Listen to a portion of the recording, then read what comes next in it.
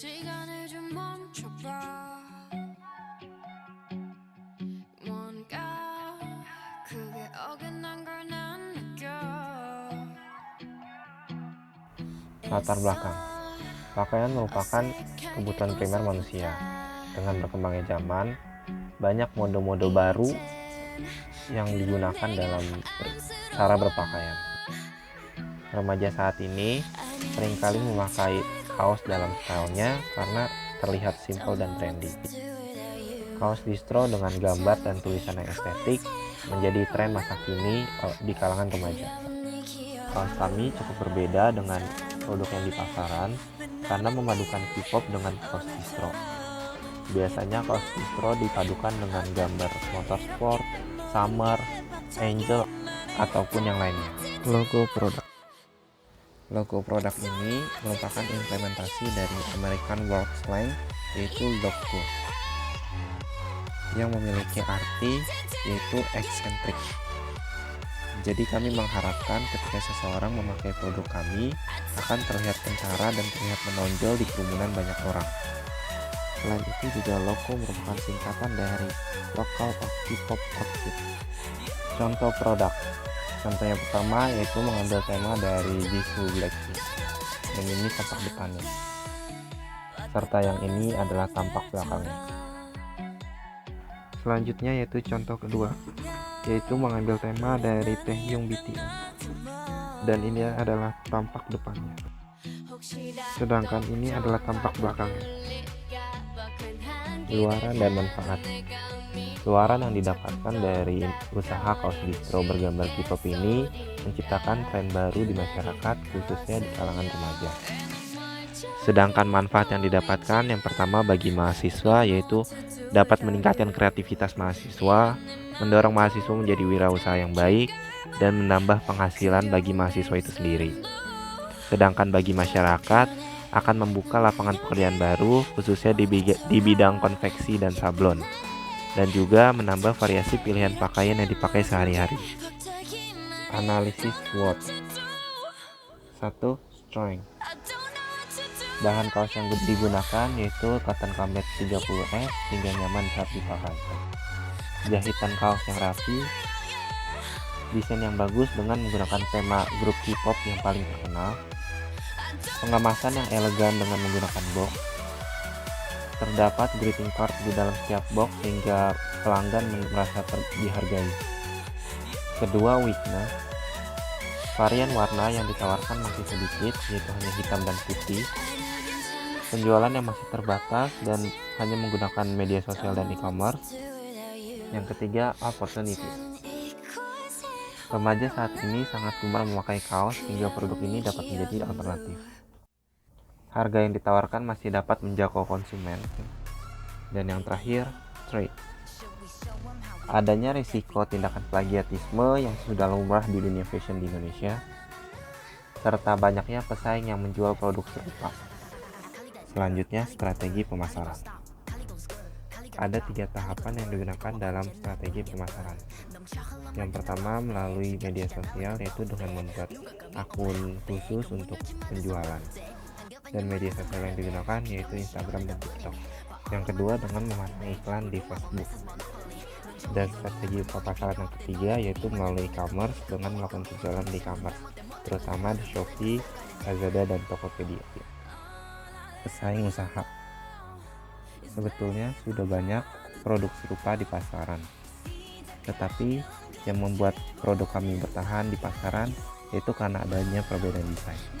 Biasanya desain yang digunakan yaitu motorsport, summer, angelic, atau satanis, dan yang lainnya, tetapi kita menggunakan gambar-gambar K-pop, dan itu adalah suatu hal yang baru. Selanjutnya yaitu kelayakan usaha. Untuk kelayakan dan mempertahankan produk kami di pasaran, kami telah merencanakan 3 cara, yaitu yang pertama dengan memperbarui desain setiap waktunya. Yang kedua yaitu selalu update di media sosial agar tidak terlihat sepi. Dan yang tiga, melakukan promosi ataupun diskon di waktu-waktu tertentu. Alat dan bahan. Alat yang digunakan yaitu ada hot gun rigan, kompresor, mesin cetak DTG, mesin press DTG, kertas teflon, dan laptop.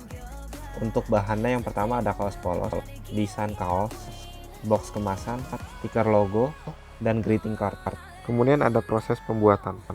Pertama yaitu dengan mencari tempat sablon dan kaos yang terjangkau dan terbaik kualitasnya. Kemudian membeli kaos polos cotton combat 30S, lalu menyiapkan desain yang menarik, menyablon kaos tersebut, dan kaos sudah jadi dan siap dipasarkan. Selanjutnya ada proses pengemasan. Yang pertama membentuk box, lalu menempelkan stiker logo di box, kemudian melakukan pengecekan produk dan memasukkannya ke dalam box, dan terakhir masukkan greeting card ke dalam box. Kemudian ada proses pemasaran. Segmentasi pasarnya yaitu masyarakat yang berada di Jabodetabek.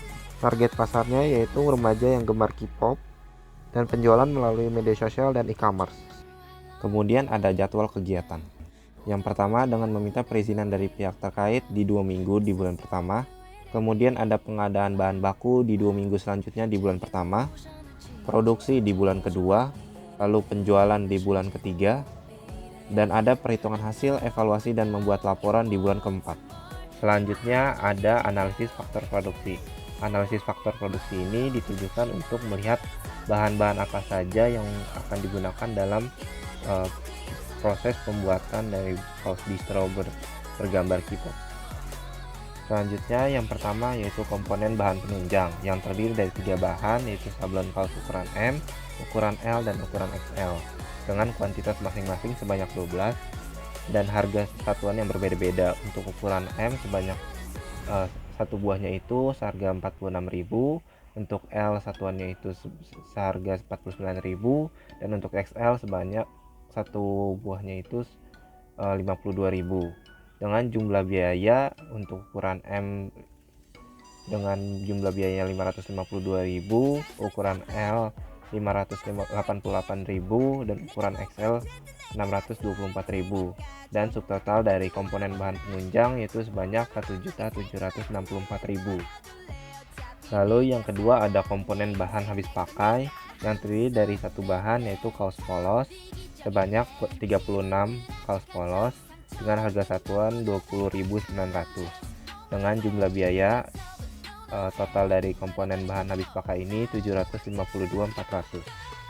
Dan komponen yang terakhir yaitu komponen lain-lain yang terdiri dari 3 bahan, yaitu ada box pengemasan, stiker logo brand, dan greeting card dengan kuantitas masing-masing sebanyak 36 buah.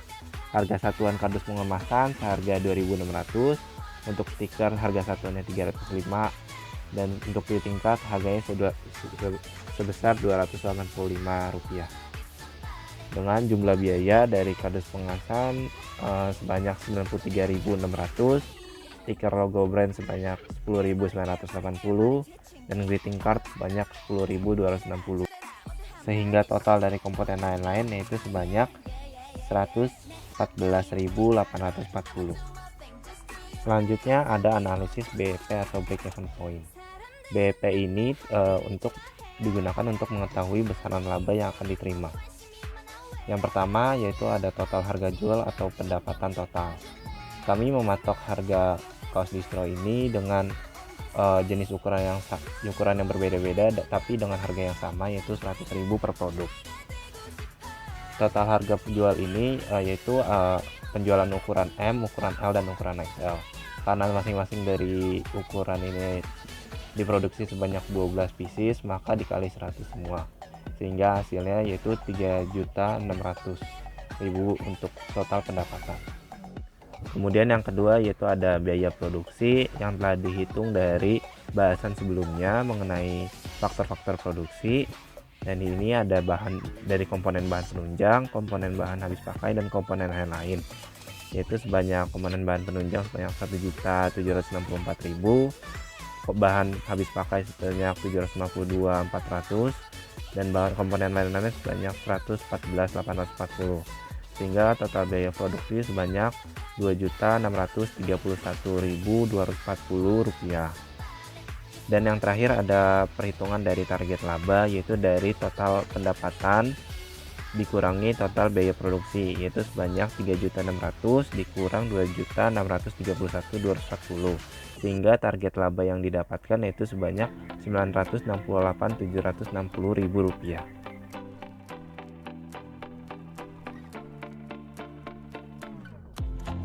아쉬울 것도 없어 진짜 할 만큼 했어 난 어차피 너 따위 있으나